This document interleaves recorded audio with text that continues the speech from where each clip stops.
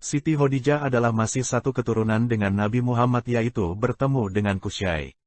Jika diurai silsilah keturunan Nabi Muhammad, dan Siti Khadijah adalah sebagai berikut, Muhammad bin Abdullah, bin Abdul Muthalib, bin Hashim bin Abdul Manaf, bin Qusay. Sedangkan Khadijah, binti Khuwailid, bin Asad, bin Abdul Uzza, bin Qusay. Di antara istri-istri Nabi Muhammad SAW, Siti Khadijah adalah yang paling dekat nasabnya dengan beliau. Siti Khadijah adalah seorang janda keturunan bangsawan Quraisy.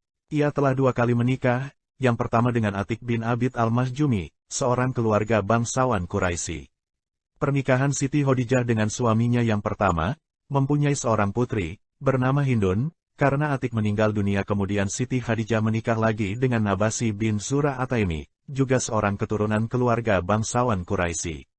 Perkawinan Siti Khadijah dengan Nabasi ini mempunyai seorang putra bernama Halal dan seorang putri, juga bernama Hindun. Pernikahan dengan suaminya yang kedua ini pun tidak berlangsung lama, karena Nabasi meninggal dunia pula. Sehingga untuk kedua kalinya Siti Khadijah menjadi janda.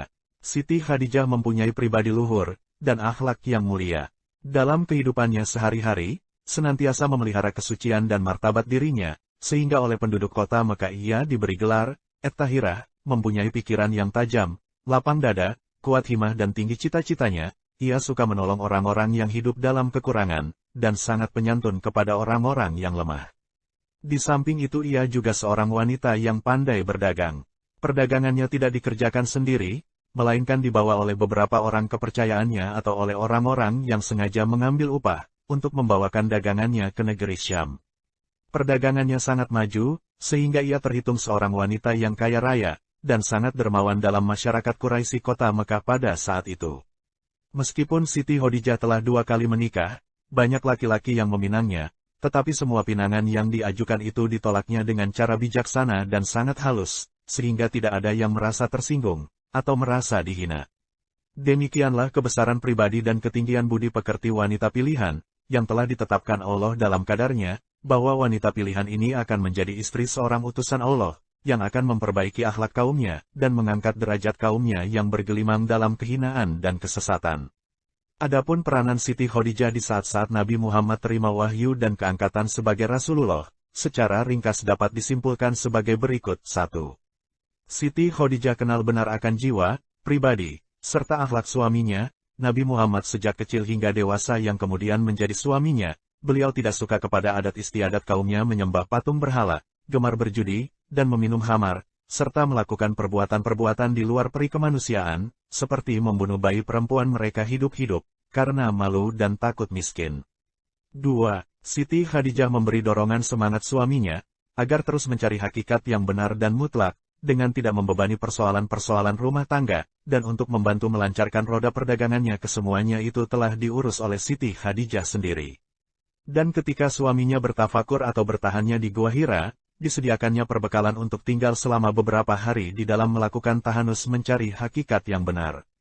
3. Ketika Nabi Muhammad dalam keraguan dan kebimbangan menghadapi kejadian-kejadian yang dilihat dalam tidurnya atau mimpi yang benar, Siti Khadijah sebagai istri yang setia meyakinkan suaminya, bahwa dengan akhlaknya yang mulia dan tak pernah berdusta, atau menyakiti orang lain, mustahil ia akan digoda oleh jin dan setan. 4.